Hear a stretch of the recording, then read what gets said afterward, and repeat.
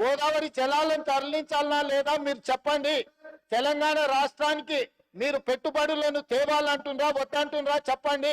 ఈ రోజు ప్రపంచంలోనే అత్యధికంగా ఇన్ఫోసిస్ సంస్థ హైదరాబాద్ లో అత్యధికంగా జాబ్లు ఉన్నాయి. మేము వచ్చినాక ఇన్ఫోసిస్ విస్తరించినాం, విప్రో విస్తరించినాం. మేము వచ్చినాక కాగ్నిజెంట్ విస్తరించిపించినాం. ఆమ్జన్ బయోటెక్ కంపెనీ అమెరికాలో ఉండి ఫస్ట్ టైం హైదరాబాద్ లో పెట్టుబడులు తీసుకొచ్చినాం. ఆయన 10 ఏళ్ళు మంత్రిగా ఉంటే 20,000 కోట్లు తెచ్చిండు దావోస్ లో పోయి. నేను 10 నెలల్లో సరిగా 1 సంవత్సరం తిరిగే లోపల 2,20,000 కోట్లు పెట్టుబడులు తెచ్చిన. ఇది నా సమర్థత. ఆయన ఏమనుకుంటాడంటే గుంటూరులో చదివిన తెలివితేటలు ఈయన పనికొస్తాయనుకుంటాడు. అధ్యక్ష, ఇంగ్లీష్ అనేది నాలెడ్జ్ కాదు. 4 ఇంగ్లీష్ ముక్కలు ఆయనకు రావచ్చు, నేను 4 ఇంగ్లీష్ ముక్కలు కానీ ఈ ప్రపంచంలో చైనాలో ఉండేవాడికి ఇంగ్లీష్ రాదు, జపాన్ లో ఉండేవాడికి ఇంగ్లీష్ రాదు, జర్మన్ లో ఉండేవాడికి ఇంగ్లీష్ రాదు. కానీ ఈ రోజు చైనా, జపాన్, జర్మన్ ప్రపంచాన్ని శాసిస్తుంది అధ్యక్ష. 4 ఇంగ్లీష్ ముక్కలు వస్తే ఒకవేళ హోటల్లో పనిచేయడానికి ఆర్డర్స్ తీసుకోవడానికి పనికొస్తుండొచ్చు అధ్యక్ష. బట్ట షాపులో బట్టల మనకి పనికొస్తుండొచ్చు. గుంటూరులో చదివిన తెలివితేటలన్నీ మా దగ్గర వచ్చి చూపించవద్దు అధ్యక్ష. మేము గవర్నమెంట్ స్కూల్లో చదివి వచ్చినాం, మేము గుంటూరులో చదవలే. మా తెలుగు మీడియం అధ్యక్ష, తెలుగు మీడియం గ్రామీణ ప్రాంతాలలో గవర్నమెంట్ స్కూల్లో చదువుకొని వచ్చినాం అధ్యక్ష. మేము గుంటూరులో పోయి చదువుకొని రాలే, ఆ తర్వాత పూనా పోలే, ఆ తర్వాత విదేశాలు తిరగనికి పోలే. మేము ఇక్కడనే పుట్టినాం, ఇక్కడనే పెరిగినాం, ఇక్కడనే చదువుకున్నాం. లోకల్ పరిజ్ఞానంతో పనిచేస్తున్నాం అధ్యక్ష. ప్రజల బాధ తెలిసిన వాళ్ళం అధ్యక్ష. మేము 4 ఇంగ్లీష్ ముక్కలు వచ్చినంత మాత్రాన అదేదో గొప్పతనం అని దాని మీద ఏదో పెద్ద ఉపన్యాసాలు ఇచ్చి దాన్ని చూపించి ఏదో సాధించినమని. కాబట్టి ప్రపంచంలో అత్యధికంగా ప్రపంచాన్ని శాసిస్తున్నది చైనా, జపాన్, జర్మన్. ఆ దేశంలో ఎవరికేం ఇంగ్లీష్ రాదు, కానీ వాళ్ళు ప్రపంచాన్ని శాసిస్తున్నారు ఆర్థిక వ్యవస్థను. అట్లాంటిది ఈ రోజు తెలంగాణ రాష్ట్రంలో ఒక రైతు కుటుంబం నుంచి వచ్చి గ్రామీణ ప్రాంతాల నుంచి వచ్చి గవర్నమెంట్ స్కూల్లో తెలుగు మీడియంలో చదువుకున్న నేను ముఖ్యమంత్రి అయితే ఎందుకు మీకు కడుపుమంట? ఏందా బాధ? అసలు కళ్ళల్లో నిప్పులు పోసుకుంటారు అధ్యక్ష. నేను కనిపించగానే ఆయననే చూడనికనే వస్తలేడు, చూస్తే అదేదో పాపమైంది అన్నట్టు. కాబట్టి ఇప్పటికైనా దయచేసి ఈ 5 ఏళ్ళు కాదు వచ్చే 5 ఏళ్ళు కూడా, ఈ 5 ఏళ్ళు కాదు వచ్చే 5 ఏళ్ళు కూడా మేమే ఉంటాము. మీరు అక్కడ ఉండాలనుకుంటే సలహాలు ఇవ్వండి. పెద్ద ఆయన మీకు కుర్చీ ఇయ్యాడు. నేను మళ్ళీ కూడా చెప్తున్నా, పెద్ద ఆయన గురించి నీకు ఎంత తెలుసో తెలియదు కానీ నాకు చాలా తెలుసు. వెనకటికి నీకు కూడా చెప్పిన, నువ్వు ఆశించకని. ఇప్పుడు కూడా నేను చెప్తున్నా, పాపం ఉండనియండి, పెద్ద మనిషి తెలంగాణ కోసం కొట్లాడిండి అని మీరే చెప్తారు. ఆయన కుర్చీ మీద కన్నేస్తారు మీరు ఇద్దరు కలిసి. ఎందుకు ఆయన మీద పగబట్టారు? కుటుంబంలో పెద్ద దిక్కు ఒక ఆయన ఉండాలి, పెద్ద దిక్కు ఉంటేనే గౌరవం ఉంటుంది. పెద్ద ఆయనను కూడా ఖతం చేసి కుర్చీలో కూర్చోవాలనే స్కీమ్లు వేయకండి. ఇంతకుముందే నేను కాగితం తెచ్చిస్తే ఏందో అనుకున్నా, మా వాళ్ళు చెప్తున్నారు గతంలో నేపాల్ యువరాజు దీపేంద్ర తన కుటుంబంలోని 8 మందిని AK-47 పెట్టి కాల్ చేసిందట, పదవి ఇయ్యలేదని. నేపాల్ రాజు వాళ్ళ పిల్లగాడు కుటుంబంలో పదవులు ఇస్తలేరని రాత్రి డిన్నర్కి పిలిచి AK-47 పెట్టి ఇంట్లో వాళ్ళందరినీ AK-47 పెట్టి కాల్ చేసిందంట. అట్లాంటి పరిస్థితులు తెలంగాణలో రాకుండా చూడండి అధ్యక్ష. వారికి చెప్పండి, వారు చదువుకుంటే చదువుకున్నారు, గుంటూరు తెలివితేటలు ఉంటే ఉన్నాయి, అవి ఉపయోగించి తెలంగాణకి ఏమైనా ప్రయోజనం చేకూర్చేటట్టు చెప్పమని చెప్పుండ్రు అధ్యక్ష. కేటీఆర్ గారు సార్ ఒక్క 5 నిమిషాలు క్లోజ్ చేసి. ఎందుకు సార్? కూర్చుంటానండి. మీ బాగా వాళ్ళదే బాగా ఇనుసొంపు ఉంది కదా, కూర్చుంటా. మీరు కూర్చోమంటే కూర్చుంటా. అసలు మీ టైం అయిపోయింది, 2 గంటలు వాళ్ళు మాట్లాడి ఎట్లా సార్ ఇది? కూర్చుంటానండి సార్, కూర్చుంటా. 5 minutes. ఎట్లా సార్? మీరు ఒక కమ్యూనిస్ట్ యోధుడు, తెలంగాణ కోసం నిరాహార దీక్ష చేసిన కొత్తగూడెం బిడ్డ మీరు. మీరు అట్లాంటిది మీరు కూడా మమ్మల్ని ఇట్లా గొంతు నొక్కితే ఎట్లా సార్? ముఖ్యమంత్రి గారు అంత ఫ్రస్ట్రేషన్ లో, అంత ఆవేశంలో, అంత ఆవేశం, అంత అయ్యో పదవిలోకి వచ్చిన తర్వాత కూడా ఇంత ఫ్రస్ట్రేషన్ నా జీవితంలో ఎవరిలో చూడలేదు సార్ నేను.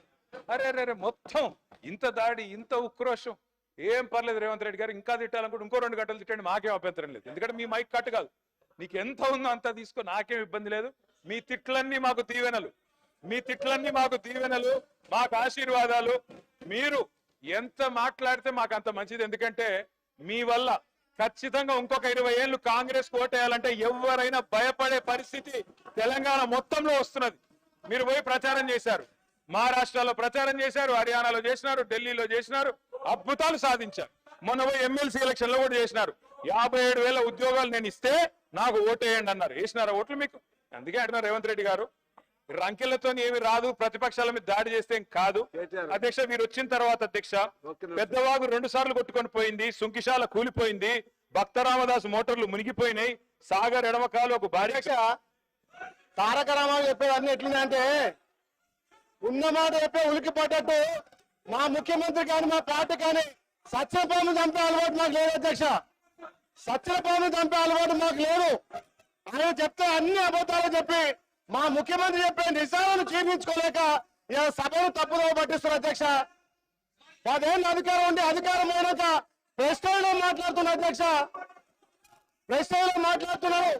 మరి వాళ్ళు కుర్చీ కోసం కొట్లాడితే వాళ్ళ ఇంటి వ్యవహారం కానీ మా గౌరవ ముఖ్యమంత్రి వచ్చిన 15 ఏళ్లలో వాళ్ళు చేసిన అప్పులను వాళ్ళు చేసిన తప్పులను ఒక్కొక్కరిగా సరిదిద్దుకుంటూ ప్రజాపాలన ద్వారా ఒకవైపు అభివృద్ధి ఒకవైపు సంక్షేమం చేస్తుంటే ఈ రకంగా నిప్పులు పోసుకొని మా ముఖ్యమంత్రి మీద ఇంకా కూడా ఈ కడుపు మంది మాట్లాడింది అధ్యక్ష. మాకు ముఖ్యమంత్రికి సత్యపాలన చంపాల్సిన అవసరం లేదు అధ్యక్ష. మీరు దయచేసి సభకు నిజాలు మాట్లాడండి. మా ప్రభుత్వానికి సూచనలు సలహాలు ఇవ్వాల్సిందిగా మేము కోరుతున్నాం అధ్యక్ష. థ్యాంక్ యూ అధ్యక్ష. Please. So if it continues, disturbance will be like that only. Please conclude. Yes sir, conclude చేద్దాం సార్. ముఖ్యమంత్రి గారికి ఏదో AK-47 గురించి చెప్పారు అధ్యక్ష. ఏదో ఎవరో కాల్చి చంపారంట అధ్యక్ష. AK-47 గురించి తుపాకుల గురించి ఆయనకు తెలిసినంత మాకు తెలియదు సార్. ఎందుకంటే తెలంగాణ ప్రజల మీదకి ఉద్యమంలో ఆనాడు తుపాకీ తీసుకొని పోయిన రైఫిల్ రెడ్డి ఈయన అధ్యక్ష. ఇంకోటి అధ్యక్ష, అవును అధ్యక్ష కరెక్ట్, ఎవరిని చంపే అధికారం లాక్కున్నారు అధ్యక్ష. అక్కడ పాపం పాత కాంగ్రెస్ వాళ్ళందరినీ ఖతం చేసి ఆయన అక్కడ పదవి లాక్కొని ఇలా మమ్మల్ని అంటే ఎట్లా అధ్యక్ష? అధ్యక్ష ఇంకోటి విచిత్రంగా అనిపించింది అధ్యక్ష నాకు ఇప్పుడు ఆయన మాట్లాడుతుంటే. తెలంగాణ రైజింగ్ అంట. దేనికి అధ్యక్ష రైజింగ్? ఏదో అట్టర్ఫ్లాప్ సినిమాకు అట్టహాసంగా 100వ దినోత్సవం చేసినట్టు విఫల పాలనకు విజయోత్సవాలు నిర్వహించారు అధ్యక్ష. వీళ్ళంతా కూడా ఏంది అధ్యక్ష వీళ్ళు చేసింది? ఏది 1 ఇయర్ అయిపోయిందట. ఏం చేశారు 1 ఇయర్ లో? 6 గ్యారెంటీలు అమలు చేశారా? తులం బంగారం ఇచ్చారా? రైతు బంద్ చేసినారా?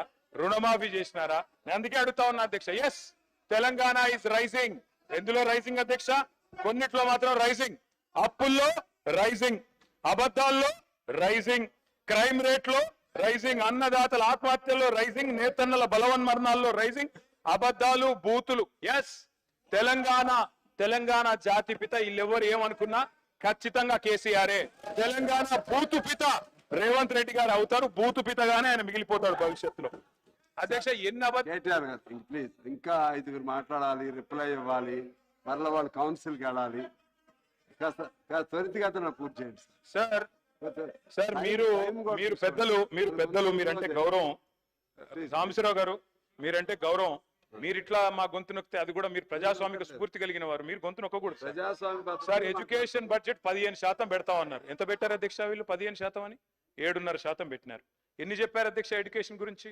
ఇది ఇచ్చేస్తాం, విద్యా భరోసా కార్డు ఇస్తాం, పిల్లలు ఫీజులు కట్టాల్సిన అవసరం లేదు, ఇంటిగ్రేటెడ్ స్కూల్స్ అని 11,600 కోట్లు పెట్టినారు. నేను అడుగుతా ఉన్నా అధ్యక్ష, 11,600 కోట్లు దేవుడెరుగు. ఉన్న 1022 గురుకుల పాఠశాలను కాపాడండి. 88 మంది చచ్చిపోయినారు ఇప్పటికీ. దయచేసి వాళ్ళకి కాంపెన్సేషన్ ఇవ్వండి. రైతులు 513 మంది ఇప్పటికీ ఆత్మహత్యలు చేసుకున్నారు. నేను లిస్టు పంపిస్తా ఉన్నాను గౌరవ ఎల్ఏ మినిస్టర్ గారికి మీ ద్వారా. దయచేసి వీరికి నష్టపరిహారం ఇవ్వండి. అధ్యక్ష నేను ఒకటే రిక్వెస్ట్ చేస్తా ఉన్నాను సార్. ఈ రోజు ఉన్న 1022 గురుకుల పాఠశాలల్లో పిల్లలు విషాహారంతో బాధపడుతుంటే వారి గురించి మాట్లాడకుండా నెలలుగా అక్కడ వాళ్లకు అద్దె భవనాలకు రెంట్ ఇవ్వకుండా ఓనర్లు తాళాలు వేసుకొని పోతుంటే, గురుకులాలు మూతపడుతుంటే, 40,000 అప్లికేషన్లు తగ్గిపోతుంటే మేమేదో విద్యకు చేసినామంటే ఎట్లా నమ్మాలి అధ్యక్ష?